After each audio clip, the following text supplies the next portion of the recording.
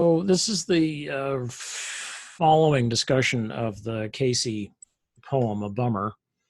And I'm just going to find a place that's not too invasive. Okay, so to go back through this poem and just give you a bit of a gloss on it. That is a bit harsh. Jeez. Pardon my general green color. I think that has more to do with the way this camera is handling color than my actual color. I don't think I'm green. There, look, I just looked pink for a minute. Okay. All right. So what Casey's describing is a platoon of armored vehicles. And these vehicles are, I would normally say that it's above me here, but I suspect it's probably above me here because the screen gets reversed. So I think it's here. This is an M113A track, sometimes called an amph track because they're supposed to be amphibious. They're not really. They sink. They don't swim. But they are lightly armored troop carriers. And this was part of the armor war in Vietnam, which there was. I mean, there actually were tanks in Vietnam, and there were guys who drove tanks and fired them off. But because of the country, because it's so wet, the tanks are, it's like, and there weren't big tank battles. I mean, basically, there weren't tanks to fight. So typically, tanks are used to fight tanks.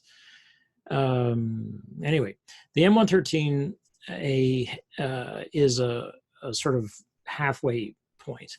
These are the tracks that Casey is talking about. So he says, we were going single file through his rice paddies. So when he says we were going, he means a platoon of vehicles like this one. And there would be probably well, in this case, he's got what, a half a dozen? 1, 2, 3, 4, 5. Yeah, 6, 7. Okay, so he's got 7 vehicles. And that's sort of normal, where each vehicle probably carries about 6 guys. Yeah, 60. Yeah, that's about right. Yeah, 7 vehicles. Yeah, for a platoon. So, and as you can see in this case, this track has a permanent, well, not permanently mounted, but it has a mount for a 60 caliber machine gun, which is a truly fearsome weapon. I mean, the bullets are like this, and they'll take you apart. I mean, nobody's gonna survive a hit from a 60 cal gun. So it's truly fearsome. And they are armored to an extent. So this will, basically rifle rounds are not gonna go through this, but our rocket propelled grenade will. So anyway, so they're going through single file, and the farmer started hitting the lead track. So here comes a Vietnamese farmer, and he has a rake. It would be a wooden rake, right? He wouldn't stop. So this guy's just gone nuts. He's just like, no more, he cannot take it one more second. The TC, so this is the track commander, who would also be probably the leader of the platoon. So this is the person who is in charge not only of his track, but also of the platoon of tracks.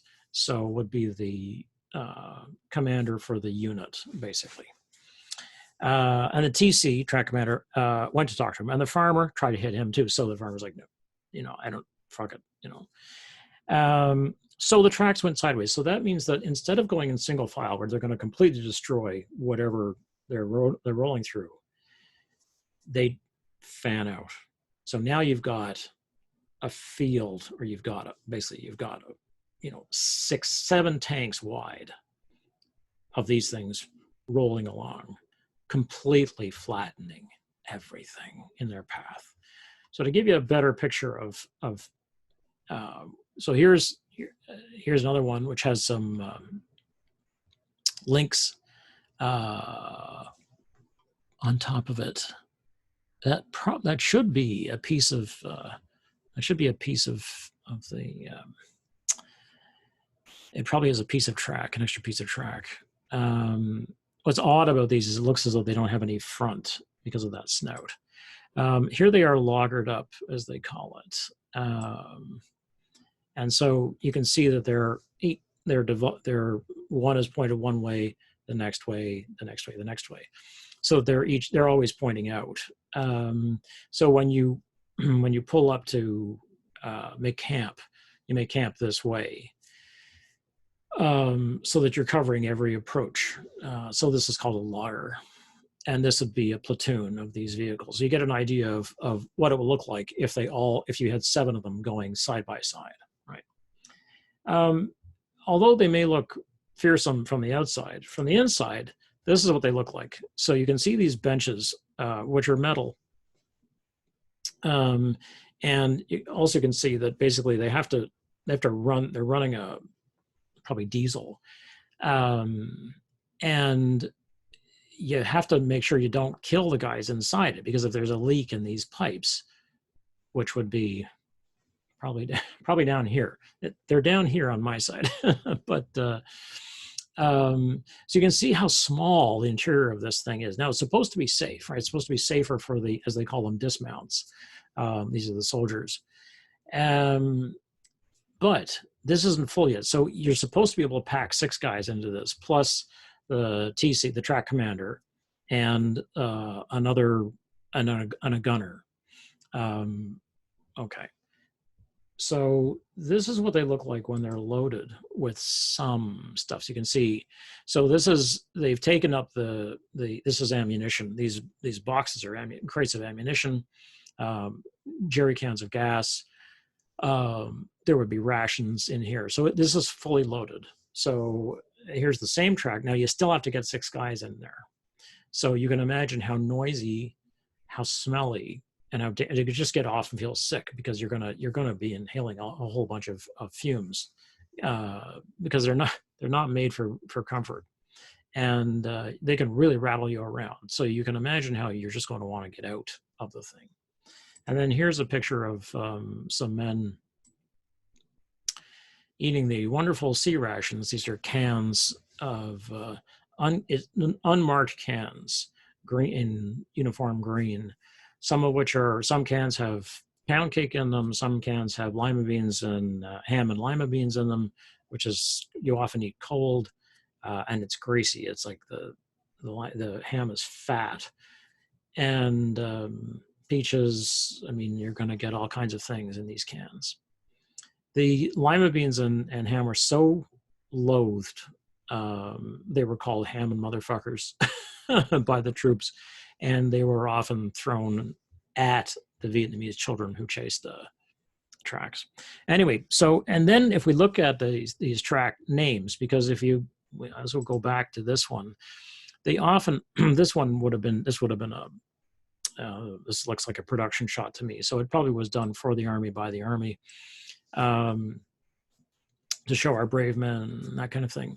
But they often stenciled or painted images on the side of these things, and they would often also name them. And in this case, all of the tracks have names, which is typical of planes and tanks and big pieces of equipment, where they're often named by the crews. So this reflects the sort of the various things: masculinity, popular songs, film, popular culture, basically. So Hard On, that's self-explanatory. Proud Mary was a song. Bummer, and that's what this is. It's a bummer, right? So it's like these days in Iraq, a vehicle like this would be called the Suck. Wallace, okay, might have been Governor George Wallace. Might have been somebody's name, might have been Wallace the Brave, who knows. Rosemary's Baby, famous movie about a woman whose baby, it turns out, is the devil's baby. It was sort of a famous horror movie of the time. And the Rutgers Roadrunner.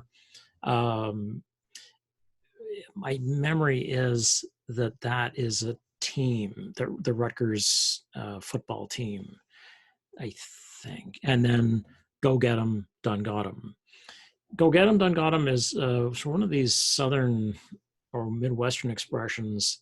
I have heard it in the South, which is like get him, and got him.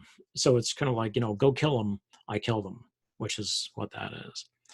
So they went side by side through the fields, and then there's this pause, and he staggers the verse. If you have a farm in Vietnam. Okay, so this is some of what that text is about.